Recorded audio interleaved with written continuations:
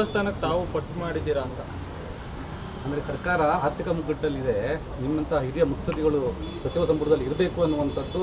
ನೀವು ಕೂಡ ಹೈಕಮಾಂಡ್ ಮಟ್ಟದಲ್ಲಿ ಪಟ್ಟು ಮಾಡಿದ್ದೀರಾ ಅಂತ ನೋಡಿ, ನಾನು ಯಾರ ಹತ್ರನೂ ನಾನು ಹೋಗಿ ಮನವಿ ಮಾಡಿದ್ದಿಲ್ಲ, ಹಿಂದೂ ಮಾಡಿಲ್ಲ, ಮುಂದೆನೂ ಮಾಡಲ್ಲ. ಎಲ್ಲ ಒಂದು ಕಡೆಗೆ ರಾಜಕೀಯ ಲೆಕ್ಕಾಚಾರಗಳಲ್ಲಿ ಸ್ವಲ್ಪ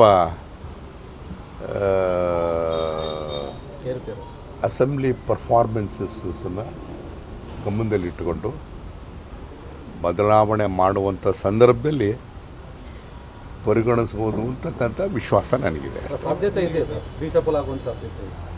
ನೋಡಿ, ಈಗ 2 ವರ್ಷ ಆಯಿತು. 2.5 ವರ್ಷ ಆದಮೇಲೆ ರೀಶಫಲ್ ಆಗ್ಬೋದು ಅಂತಕ್ಕಂಥ ಊಹಾಪೋಹಗಳಿದೆ.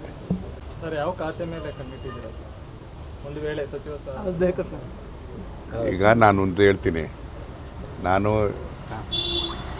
2 ಬಾರಿ ಅಲ್ಲ 2 ಬಾರಿ ಅಲ್ಲ 3 ಬಾರಿ ಆಗಿದ್ದೇನೆ. ಯಾವತ್ತೂ ಕೂಡ ನಾನು ಖಾತೆ ಕೇಳಿದ್ದಾಗಲಿ ಇನ್ನೊಂದಾಗಲಿ ನಿದರ್ಶನಗಳಿಲ್ಲ, ಅಥವಾ ಮಂತ್ರಿ ಮಾಡಿ ಅಂತೇಳಿ ನಾನು ದುಂಬಾಲು ಬಿದ್ದಿದ್ದಂಥ ಸಂದರ್ಭವೂ ಇಲ್ಲ. ಸಮಯ ಸಂದರ್ಭ ನೋಡ್ಕೊಂಡು ಅವ್ರು ಮಾಡ್ತಾರೆ. ನಾನು ಒಂದು ಮಾತು ಹೇಳೋಕ್ಕೆ ಇಷ್ಟಪಡ್ತೀನಿ, ಇಡೀ ಕರ್ನಾಟಕದಲ್ಲಿ ವಿಧಾನಸಭೆಯಲ್ಲಿ ಅತ್ಯಂತ ಸೀನಿಯರ್ ಮೋಸ್ಟ್ ಲೆಜಿಸ್ಲೇಟರ್ ಅಂದರೆ ನಾನು ಒಬ್ಬಿದ್ದೇನೆ. ಒಳ್ಳೆಯ ದಿನ ಬರುತ್ತೆ ಮತ್ತೆ ಸದ್ಯದಲ್ಲೇ ಅಂತ ವಿಶ್ವಾಸ ಇದೆ. ಸರಿ.